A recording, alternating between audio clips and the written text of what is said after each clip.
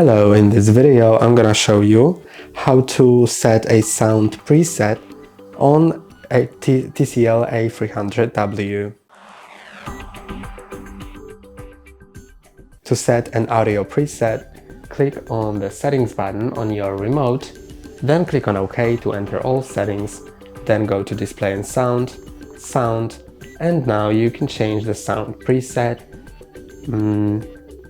Clicking here, you can select the one you want and click on OK.